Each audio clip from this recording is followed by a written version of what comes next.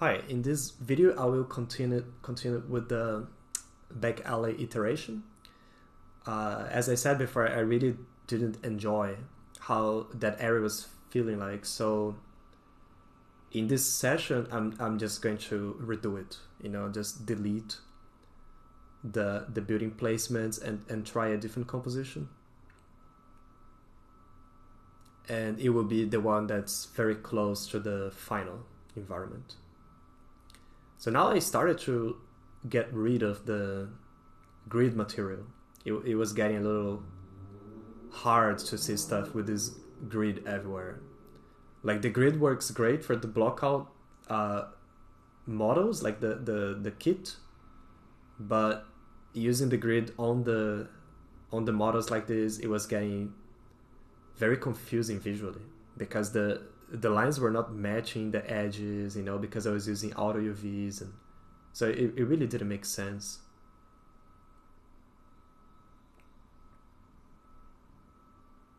So you can see how even with these simple buildings you can already tell what the environment's supposed to be like. Like, once you get the entire environment at this stage, it gets very easy to finalize stuff, because then you just the growth is exponential. You make a new material and then you're like, oh, I can use it here, I can use it there, and things just explode very quickly in a good way.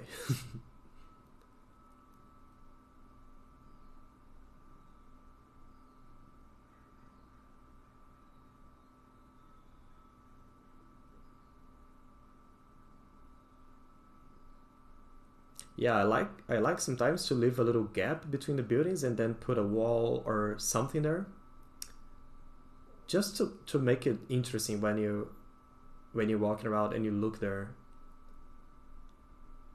Makes it feel more natural too. Simplifying this curve was a little too much.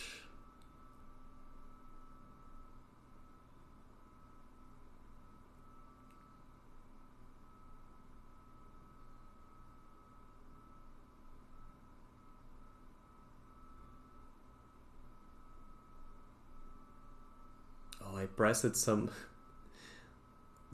tool by mistake. Very weird tool.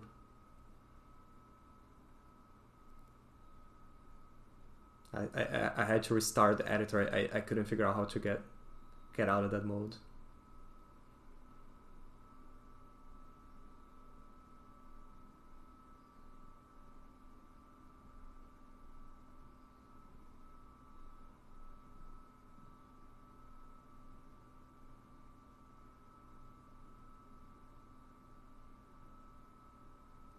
And one thing that I should mention too is the lighting that you see here.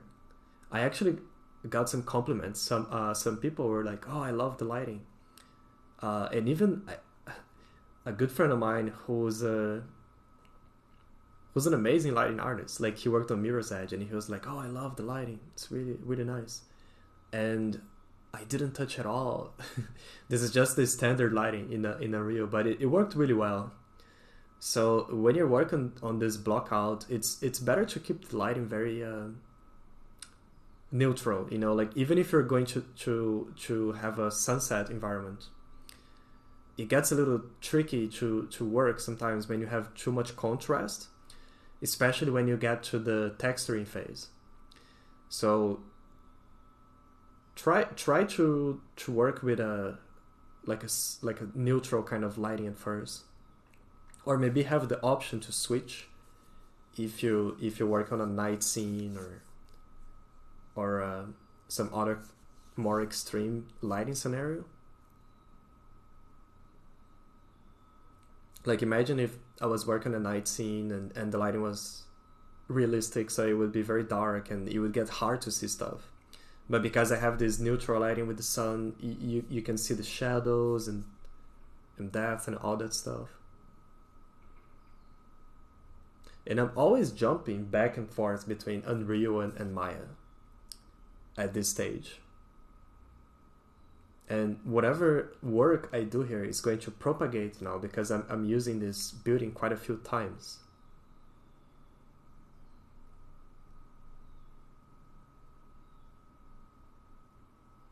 So that's pretty much how you can handle a big map.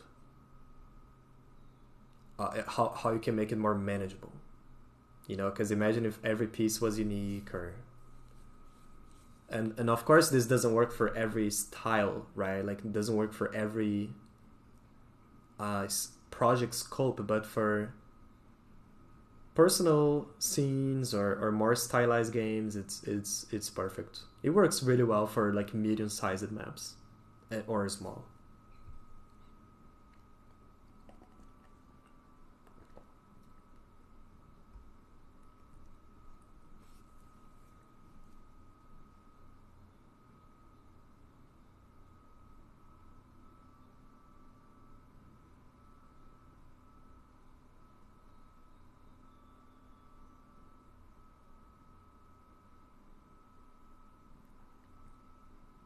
Oh, I'm finally fixing the weird windows.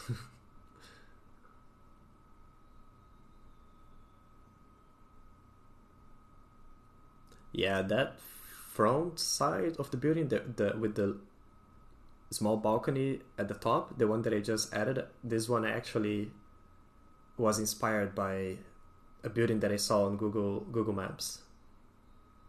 I just thought it was very cool. They have the buildings in the city that I was using as a reference. They're very organic. It looks like they just started building and whatever with whatever space they had. So sometimes they have a tiny window next to like a huge window, and sometimes they don't have any windows at all. And I'm trying to imagine how these houses look inside, and they look very different than the houses here where I live, that's for sure.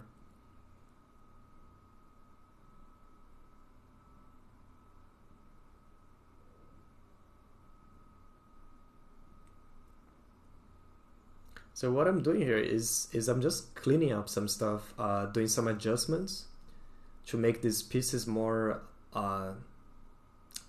reusable. So that's why I moved those windows that had different angles, and now I'm adding this little step here so I can use this building on a slope too.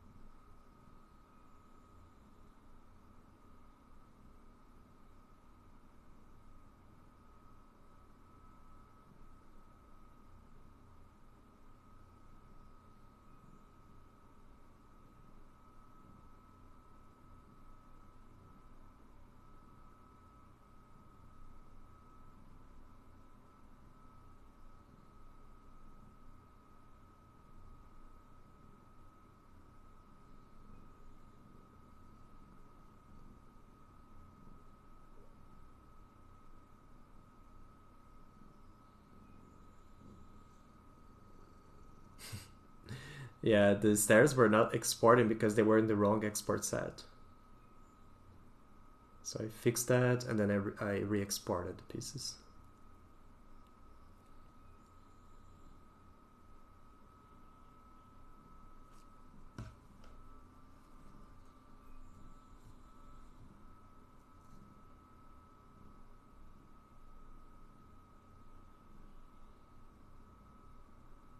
There you go.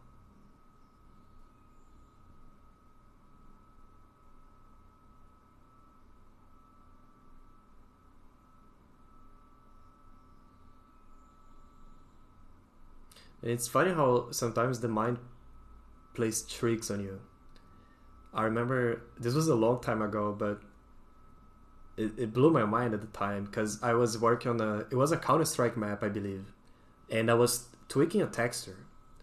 And I was tweaking it for half an hour, doing like small changes, you know, like changing the brightness, adding like a little detail here and there, adding contrast, and it just wasn't looking right.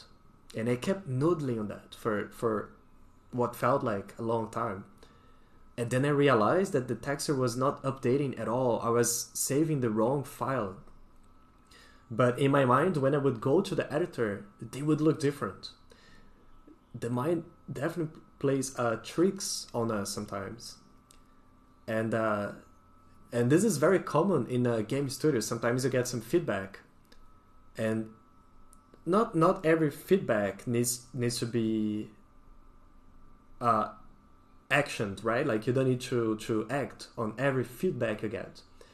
And sometimes you get some feedback that you disagree with, but it comes from a director, or you know, like, and you can't just ignore, right? A lot of times you can get away just by doing like a tiny change and seeing like, yeah, oh, it looks so much better, you know, like thanks for the feedback. And sometimes you don't even have to change at all. You can just if you really believe what you're doing, right? And don't tell anyone I'm telling you this, but you can get away sometimes, you know, just with perceptions.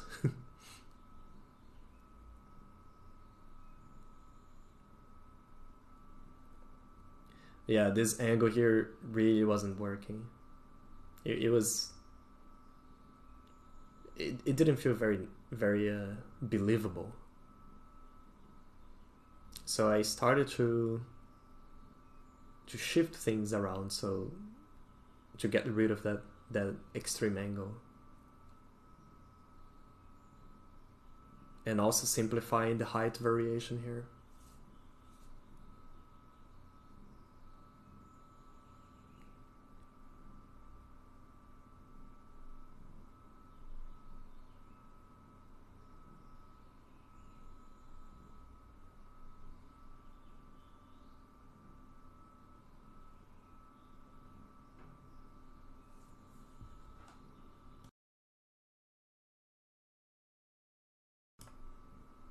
Yeah, so let's watch for a few instances.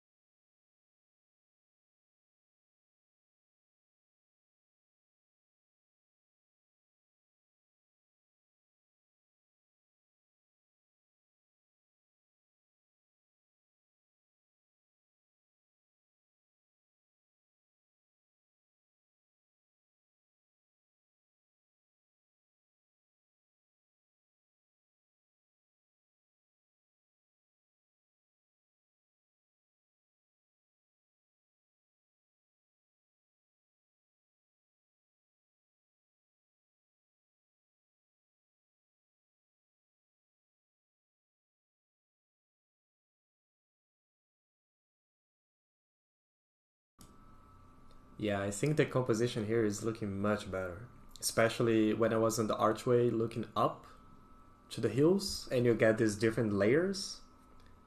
You get the foreground, ground level, and then this extra layer on the backdrop.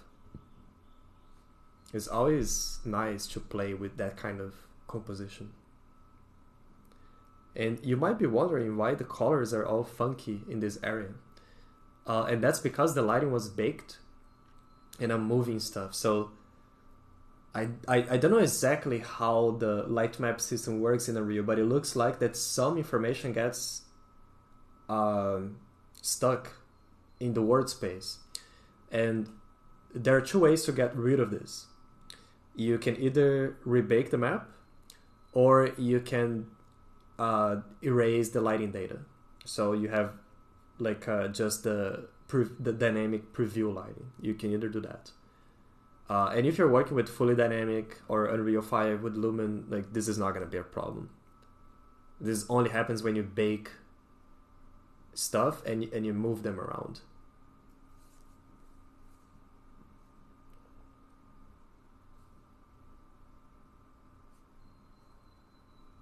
Yeah, so I still want that you have a little height variation here, and also I need some steps somewhere. So the ground here is gonna match the street that goes down.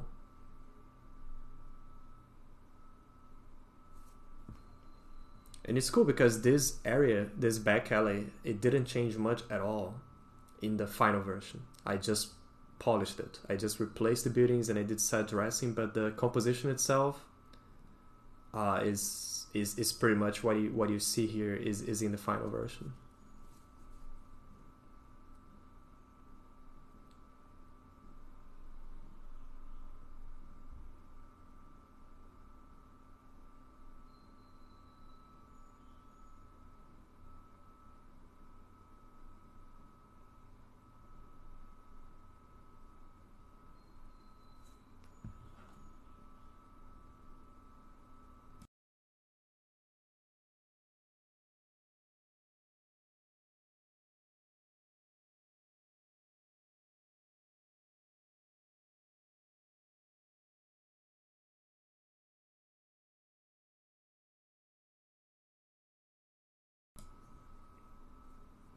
Just making a little entrance.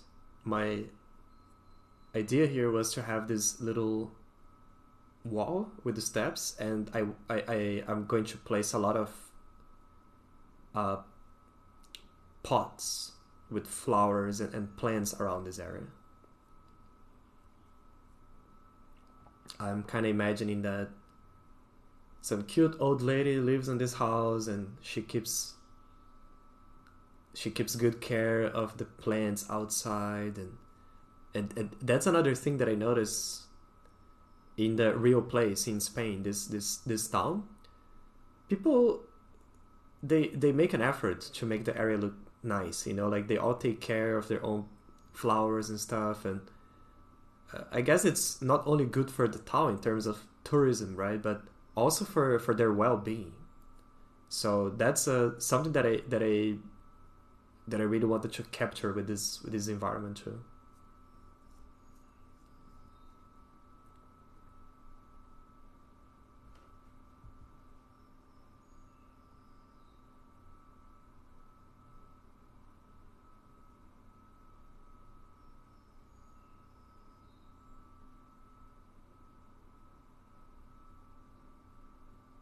Yeah, this back alley is feeling much better than before.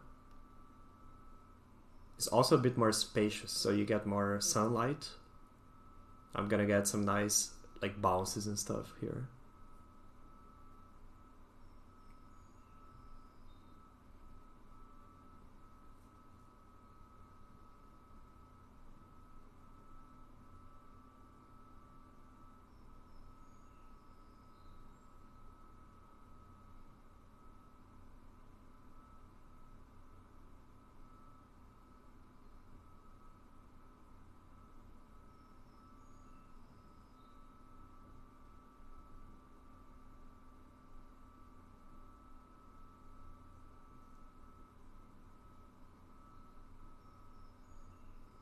Yeah, so that's it for this chapter. I think the environment's getting to a pretty good stage. The shapes are there, composition is there. It's already a fun place to explore. So I'm getting close to being done with the blockouts. So see you in the next chapter.